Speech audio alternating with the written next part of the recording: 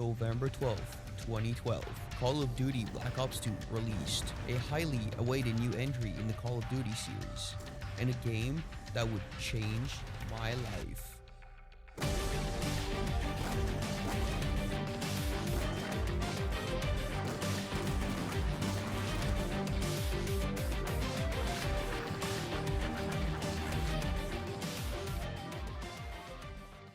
Hello, my name is Poyoye. I am currently being chased by a hunter-killer drone, which is why I am hiding in a basement. Black Ops 2 released on November 12, 2012, and it shaped my gaming career, my content creation career.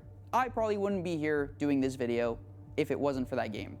Multiplayer was the first mode I ever played on Black Ops 2. The first match we ever played, it was a private match with bots. I thought I was the shit, but I found out those were not real people, and I didn't think I was that good anymore. And then we actually went online. We were playing split screen. For the young kids in the audience, a split screen is what you used to do when you were the broke friend that didn't have its own console to play the game, and you played on the same screen, and it was the same name, and then there was just a 2 added at the end of your friend's name. I was the broke friend. We got bullied because we had high-pitched voice and one mic. That's what 2012 was like. Multiplayer is a game mode where you're put against other people or with people forming a team, and you just fight in different game modes, like Domination, where you capture 3 flags, Team Deathmatch, where you, as a team, kill the other team more than the enemy team. Black Ops 2 released with 10 game modes and a whopping 31 maps after all the DLCs came out, with maps like Rush, Studio, Raid, Slummed, and my favorite, Nuketown 2025. Nuketown, one of the classic 1v1 map on Call of Duty. Was their guy in the lobby better than you? You Nuketown 1v1 them. Is someone at school being mean to you? You Nuketown 1v1 them. Are you fighting over a girl with some friend? Probably weren't, because you were playing Black Ops 2. Nuketown 1v1. Pretty much what I'm just trying to say is, if there was something that was bothering you or a problem in the game, or even in the schoolyard, you could fix it with a Nuketown 1v1. I probably spent the majority of my 12th birthday sleepover playing Nuketown 2025. Now, what made the multiplayer so good in Black Ops 2, in my opinion, is the Pick 10 class system. The Black Ops 2 class system kind of worked like this. You picked a main gun and put 2 attachments on it. You picked a secondary gun and put 1 attachment on it. Then you picked 3 perks, and then you picked 1 lethal and 1 tactical equipment. Step 5, you throw everything I just said out the window because you can customize your class to almost infinity. Oh, you want 2 main guns? Let me introduce you to the Overkilled wildcard. You want more perks? You have the perk greed wildcard for each spot. You want more than 2 attachments on your primary gun? Let me introduce you to the primary gunfighter wildcard. As long as you had 10 things chosen in total, you could modify every single aspect of your class. The one thing, like I explained before, in Black Ops 2 multiplayer, and also in the year 2012, it was my first ever experience playing against other real people. And let me tell you, people were much, much meaner in those games than they are now, in my experience. Father, what was 2012 like? Fucking flat! It's like some big ball of plastic named fucking MacLeod! Okay, second. Oh my god! Oh! Hey, quiet on that side now, in there, boy! Listen to you, you fat fucking redneck, sitting in front of your goddamn Connect mic with your nuts hanging out of one side of your shorts. Shut the fuck up! Oh. Father. Fine. It was fine. Anyways, let's move on.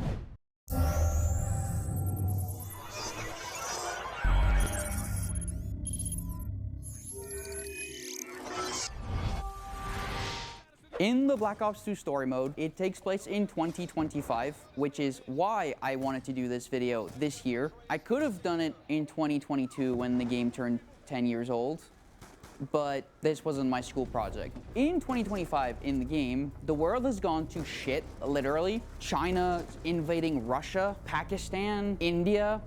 America is just there. In the game, you do play as David Section Mason. He's an American badass, U.S. Navy SEAL commander, but you also play as his dad, Alex Mason, deranged CIA operative who got brainwashed in the 1980s by evil people, but he's also known as David's dad. Alex Mason is David's dad, which is kind of a weird thing when you're playing at 11 years old. You don't really understand why you're playing two different characters. But my favorite thing about this campaign is the different path you can take to achieve a different ending or a different event in the game. This is one of the only Call of Duty with multiple different endings and different missions that do lead to a different ending happening or not happening. You can do Strike Force mission, you can decide to save or not save someone, you can decide to kill or not kill someone, blow your cover, don't blow your cover. There's multiple different ending and multiple different options in pretty much every mission. And it was honestly like playing it again for this video, it was really refreshing compared to the very sloppy couple campaigns we've had in the recent years. And I'm gonna be honest, I had not played all the Strike Force mission until this playthrough for this video. They were all really good. I really enjoyed the Strike Force mission, except the one where you're in Afghanistan and you only have access to Dragonfly drones and the AGRs, because fuck that mission. Your little drones are getting blown up by tanks and there's not much you can fucking do about it. I think I had one vehicle left with like maybe 10% of its health left. The whole point of the story is to take down this Nicaraguan drug cartel leader named Raul Menendez. Is fucking insane. He's more deranged than the guy that got brainwashed by Russian operatives. Menendez goes crazy and wants to destroy America as a whole because you destroyed his family earlier in the storyline. He leads an evil faction called Cortes Dei, which translates to the Heart Day in Latin, and it is from the poem Ulysses. I think that's how you pronounce that. Don't quote me on it. They plan an attack on June 19th, 2025. They want to take down every capitalist country in the world and then just throw the world in chaos. The Mason family is intertwined in the story because you're kind of part of why he hates America, because there's a grenade thrown, but then Alex hit the arm of Woods, the guy who threw the grenade, and the grenade bounced funnily into a room where his little sister was in, and he blew her up. It's a whole thing. And then Menendez just gets really high on cocaine and goes in on a rampage, and then you need to catch him, but you don't catch him because you're betrayed by someone else, which is also a very famous, funny-looking politician. It is a fever dream of a story, but it is quite literally one of the best things I've ever played. So this is how the Mason family is actually intertwined in all of this. As Alex, you get lied to by your CIA boss, and you get captured, and then you get shot by your best friend, who also got lied to by the funny-looking politician I just mentioned, and by Raul Menendez, and you have to kill Alex. You shoot him in the head, and he's dead. As David, his son, you find out that your dad's best friend, who was then the person that brought you up in the world, shot your dad in the fucking head and killed him. What the fuck is this game doing to my 12-year-old mental state?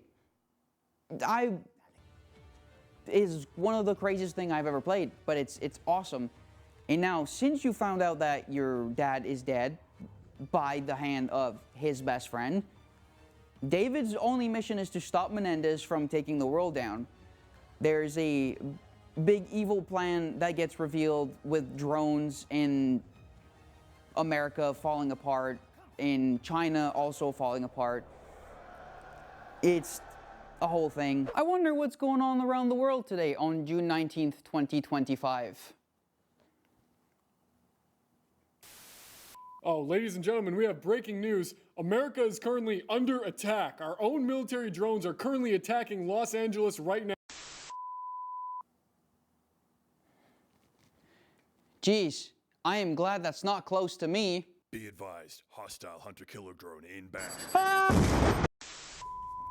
But then you do stop Menendez. You can kill him on the spot, you can arrest him, and then depending on what other choices you did in the game, you get to like one of the endings. When I was younger, me and my friend found out that you could have a different ending, and one of the thing was this fucking insane plot twist that you could. There is no word for me to explain how I actually felt the first time we did it and got to the ending of the game. So I'm just gonna roll the clip and we're gonna watch it together, and like the full thing. I played the campaign again and recorded the whole scene because I'm still baffled by it. We're gonna watch it right now. Do not enter. I swear to God, I will shove this wheelchair right up your ass. Hey, Woods. You look like hammered shit. Stay right there.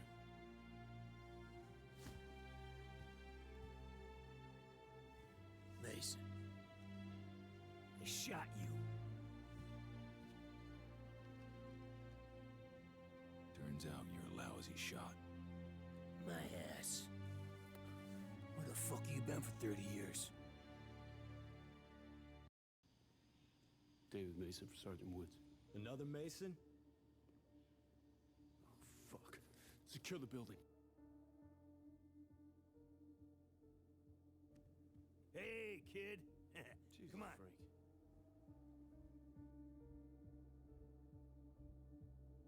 Introduce you to somebody. Al, this is Dave. Dave. How you doing? This is your dad.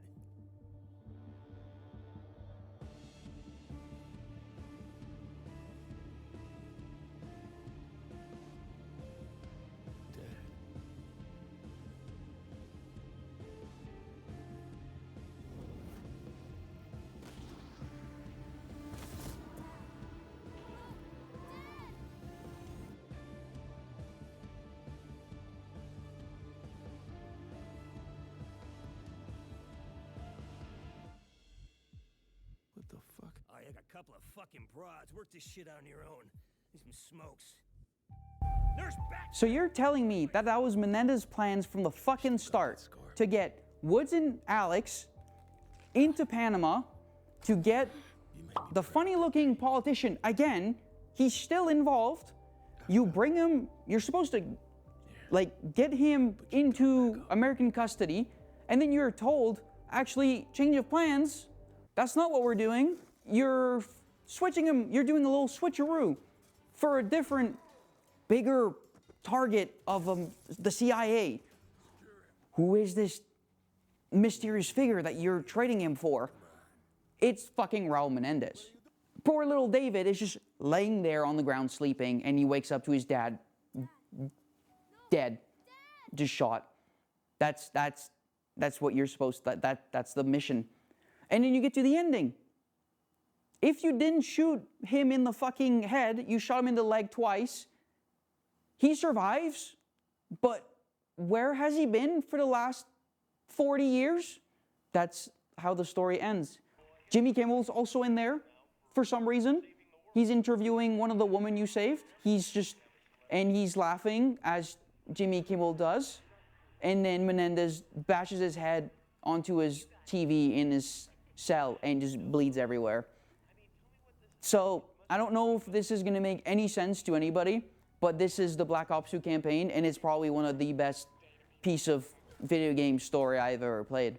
One more thing before we move on to my favorite game mode of zombies. There's also a music video with Avenged Sevenfold doing the song Carry On, which is a banger song, but Woods and Menendez are also in that music video, and Woods gets up out of his wheelchair and just says he's lazy and bullies Menendez the whole time, which is kind of funny because he's supposed to be the big tough guy and he doesn't know how to play guitar. Yeah, this game is weird, but it works, I think. So now we're actually gonna move on to the zombies part of the video, because zombies is the best game mode. Still is to this day. Finally, I get to talk about the game mode I spent the most hours on pretty much in every Call of Duty, the zombies game mode. Black Ops 2, which was my first experience with zombies, and honestly, it's probably still my favorite experience. I think it's still the best thing they've produced for zombies. Now I gotta be honest, I had not played the majority of the DLC maps up until the last couple years because, again, I was 12 and DLCs are expensive, but now I have adult money, so I have all of it on my PC where I play my games. But I did used to watch every single release of a map on YouTube when I was younger. The story that is being told within it is amazing. From taking the bus in transit to the skyscrapers of Shanghai in Dire Eyes, to the underground town in Buried, to escaping Alcatraz on a plane in Mob of the Dead, and to being in World War I France in Origins. I'm still a little confused as to how this is a whole mode with a story, but these maps really started an obsession for me. I couldn't play them at the time, like I said, because I didn't have the DLCs, but I was obsessed with finding out what happens into, like, after you complete the secrets of the game. To complete the Easter egg on this map that I don't know which one it is, but we're on a certain zombies map, we have to, let me check the steps in my notebook here. Okay, we have to find 617 teddy bears. And then after that, we have to find, there is a tiny pin needle throughout this map that we have to find. And then after that, you have to stick that needle through the eye of a saber-toothed tiger for some reason. And then you have to then, he's gonna poop out a key. And then we have to Google what the answer to him pooping out the key means. And then after that, after he poops out the key, we Google that, we'll find a door, we open the door with that first key, and then there's a cake. You have to eat the cake, and you're gonna poop out another key. After that key, we are gonna find another door? We found another door that leads us to the upgrading machine thingy, the pack-a-punch. And then we pack-a-punch our guns. After we pack-a-punch our gun, we Easter egg complete. So that's easy enough, I think. What the fuck is that?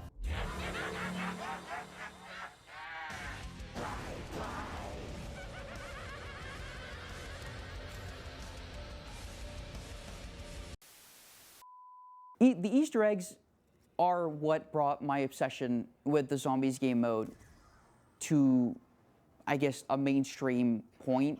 That's, at some point, that's kind of all I watch on YouTube is just zombies videos or zombie storyline videos. My favorite map released within Black Ops 2 Zombie is called Mob of the Dead. Mob takes place on the infamous Alcatraz Island in the Alcatraz Penitentiary. In Mob of the Dead, you play as 4 prisoners that are voiced by famous actors who played gangsters in movies. There's Michael Madsen as Michael O'Leary, Joe Pantoliano as Albert Weasel Arlington, Chaz Palminteri as Salvatore Sal DeLuca, and last but not least, Ray Liotta as Billy Handsome. Mob of the Dead also introduced a new game mechanic called Afterlife. Afterlife gave the player a new way to revive themselves since there was no quick revive. You could also interact with parts of the map to open a new door, make the gondola active, get the perks active, power up certain other things around the map, like get for the Warden's key to open a different part of the map. There's just so many things you could do in Afterlife. It made going down less scary and more part of the map. Like, you could go down and like just, oh, I can do this. Like, I can use my Afterlife to do this at the same time. So it made it a bit more beginner friendly, I think. The whole point of Mob of the Dead is to escape the cycle. You have to build a plane, get to the Golden Gate Bridge, and you always crash into the Golden Gate Bridge, and then you can use the Pack-a-Punch machine to make your guns better, and go back to the prison, and then restart the cycle again. You can also break the cycle if you're playing as the character Weasel by shooting the other 3 players and killing them, which breaks the cycle, and that encompasses the rest of the zombie storyline with all the other characters. It's a very complicated story, but it's really, really interesting. I recommend these 2 videos here that are pretty much up to date with the whole storyline if you do want to learn about it. It's 6 hours for one of them and like 9 hours for the other one. I watch them probably like once every 2 months because I'm obsessed with this game still. I know it's been 13 years. I'm sorry. I think why I like this map so much is just it made me feel different than the other maps. Like the atmosphere of it, the guns, the Easter egg, the characters, the story. It was a breath of fresh air after the couple other DLCs before and the Black Ops 1 maps. My favorite part of the zombies mode is the countless hours I spent just running around in circles, talking with my friends late at night on any map. It doesn't need to be Mob of the Dead. It's just a fun thing to do. Anyways, this was my experience with Call of Duty Black Ops 2 Zombies, and also what started my obsession with the game mode and what led me to watching those long videos I mentioned before. This game mode also led me to watch other videos on YouTube, like funny moments or just people playing the game, which leads me to the last part of this video. Hey, what is up guys, Vanos here, and as you guys could probably tell by the title, today I have a Best of Black Ops 2 video for you guys. Vanos Gaming was and still is one of my biggest inspiration when it comes to content creation and YouTube in general. Vanos, or Evan Fong, is a Canadian YouTuber who played a lot of Black Ops 2 and made videos about them, which is where I started to watch him. The creators of that era really launched themselves into content creation without really knowing if they were going to make money. YouTube was not an actual job at that point, and you just had to launch yourself into calling it a career if you wanted to make it big on YouTube in the early 2010s. And I've always had this inspiration of kind of cracking that formula, cracking that shell, because of people like Vanos. And I've always had the idea of becoming a YouTuber or making videos on video games because of Vanos and his friends. Vanos really inspired me to start making my own videos in editing and just playing with friends and recording it, which is kind of what I'm doing now on my YouTube. And he's kind of the reason why I'm recording this video, because I don't think I would be doing what I'm doing in school or in my hobbies if it wasn't for him. When I moved here, I knew next to no English at all. I did have like the slight basic of it because of school in Quebec, like the colors and stuff, but not much more. But I did fall in love with Vanos' content, even though I didn't really understand it. Unironically, I did learn a lot of English through watching his videos. Like even to this day, there's still some stuff I say to my friends that are like quotes from his videos. There's some songs that he used in videos that I still listen to this day that are tied to a certain moment into one of his videos. The biggest one is by an artist named E-Double, and it's the Taking My Life shotgun montage in Black Ops 2. I listen to that song, and every single beat I hear the shotgun sound of the game because of that. Like, it is a specific memory tied to that song.